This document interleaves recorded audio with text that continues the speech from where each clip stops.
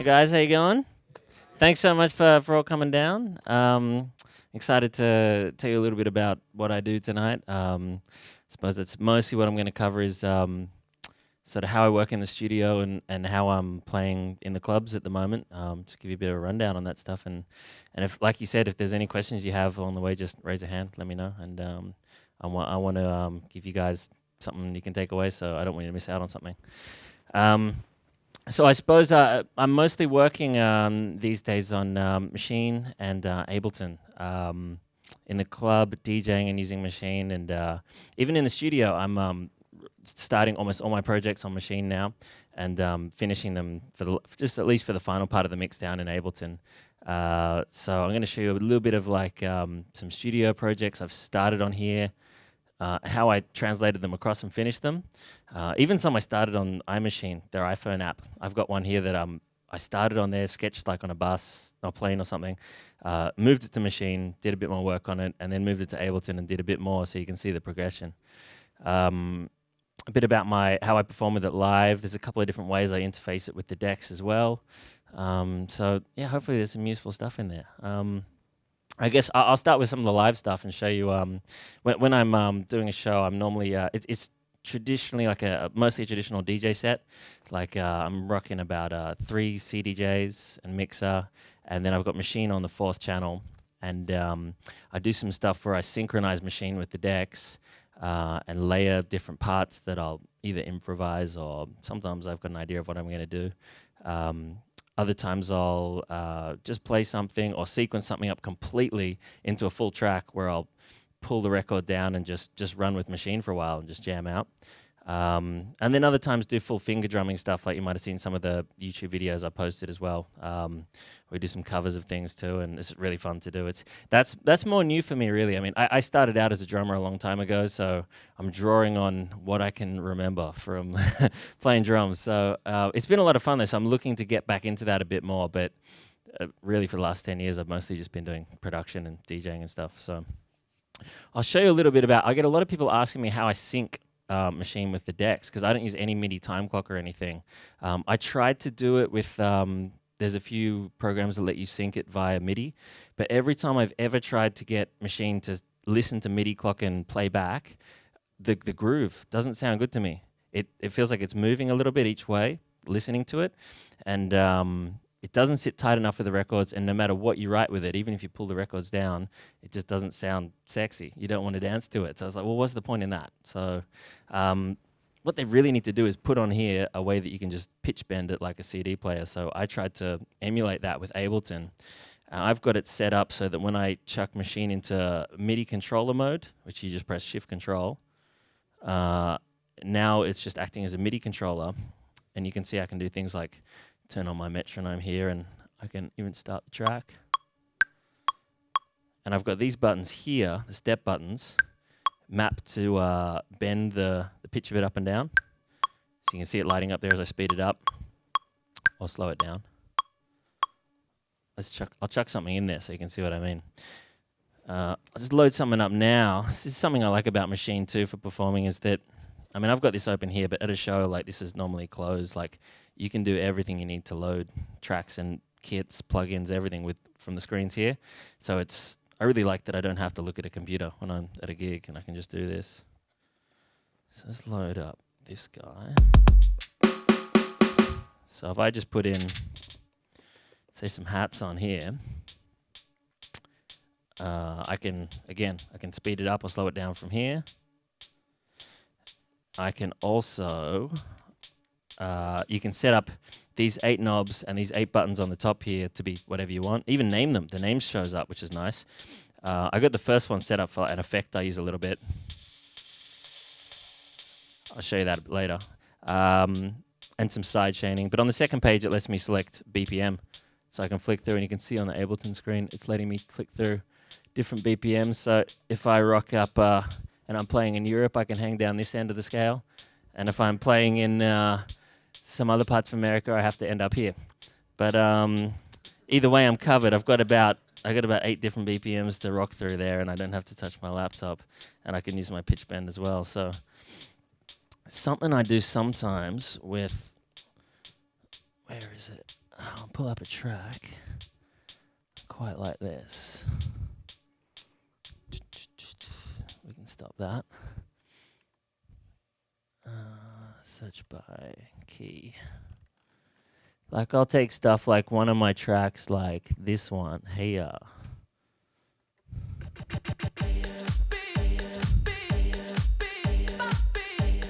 And I'll sync up some stuff on here with it.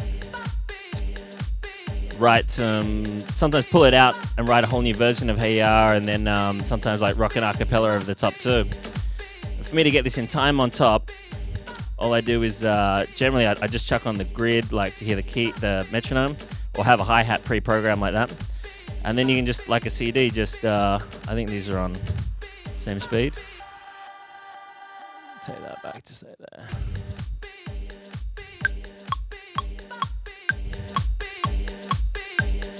And you can just set it in, turn off your metronome, you're good to go.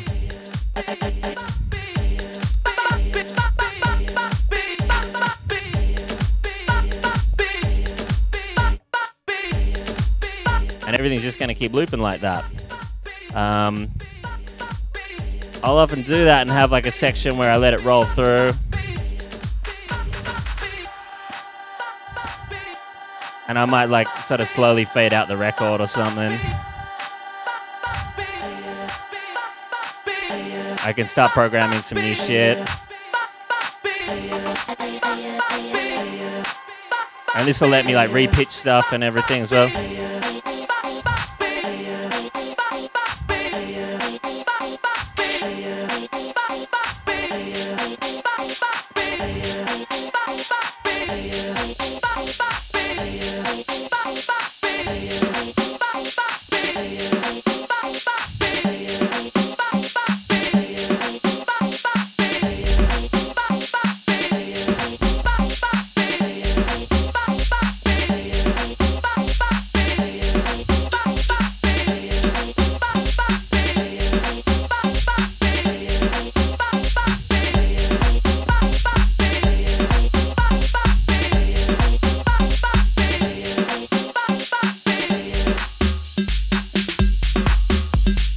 Pull it back to something more groove, and I'll sometimes throw in an acapella. Like this guy works well with that one as well. For those of you that got a good ear out there, you might notice it's actually sampled from the same song.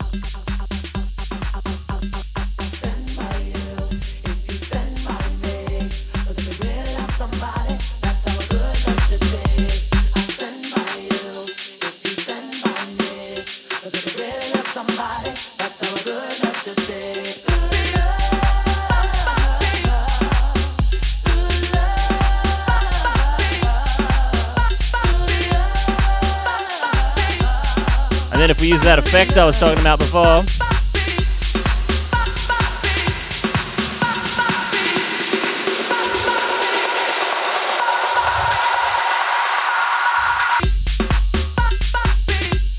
good times. Yeah. So that's thanks. That's a little bit how I do with the layering stuff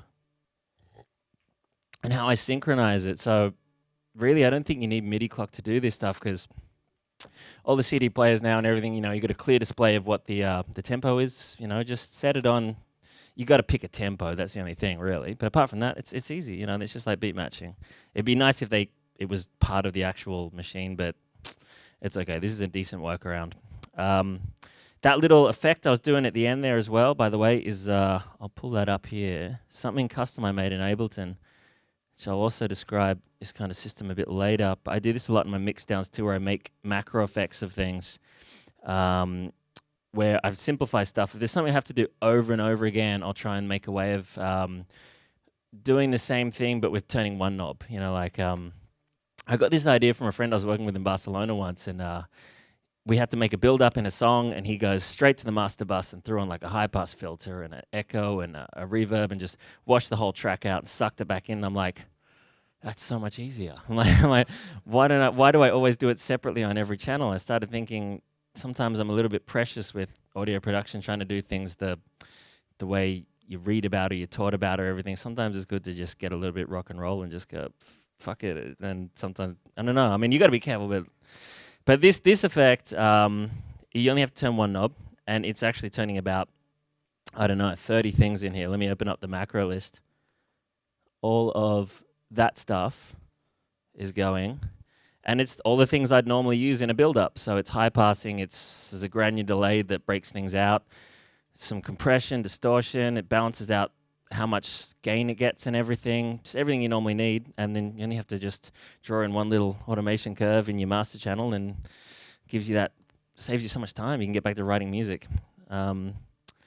And I have that loaded up in my session here and use that sometimes at the show. And I don't know if you can see the screen here on this, but it'll show up washout for me, so I know that's what that is. And it also lets me program a reset button, which is just sending a 0 on the MIDI message, so it just drops it straight back down and makes everything suck back. Over here, I've also got these other channels. All that sound was coming out channel 1. I've got these other channels, which are sidechain channels. It's an idea I got from something I've been doing in my studio productions, where I've just got these return channels that are different levels of sidechain. There's a hard one, a medium one, light, and very light. And rather than, because this thing currently doesn't do sidechaining, my workaround is to pipe it to separate outputs, and then I can do sidechaining. So if I'll load up a kit that's got it, like this one.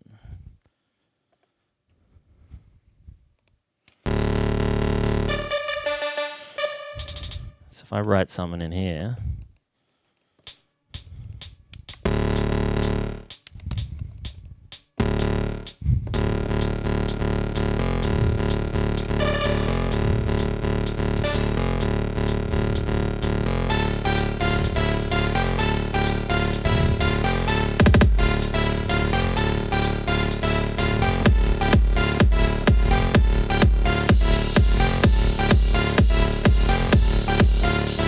so you can hear nothing. And this is where this other MIDI mapping comes in handy. Next to my washout knob, I've got a sidechain mapping, which moves all of these sidechains. It moves their, I think, threshold. Yeah, it pulls the threshold down on every single one, a certain amount, so that just overall I can just increase the sidechain if I feel like it needs a little bit more crazy.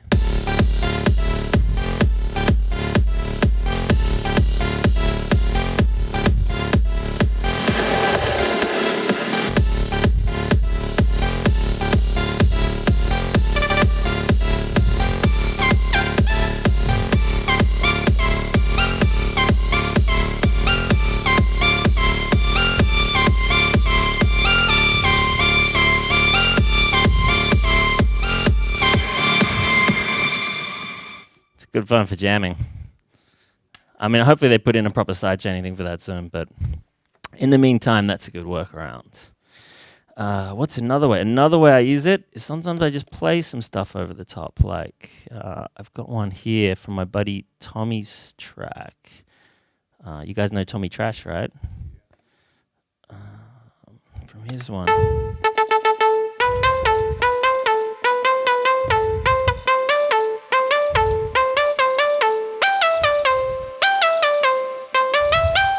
Which is just a sound made in massive, similar kind of thing. I don't know if I can pull that up on the screen, you can see.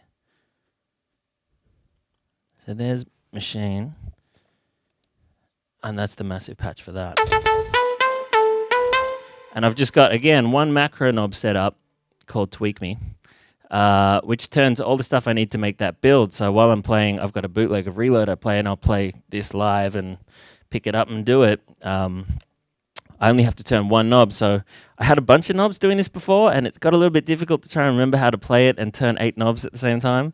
So macros save the day, but it moves like the dimensional expander, the reverb, the filters, a bit of vibrato, lo-fi, everything. But you get this.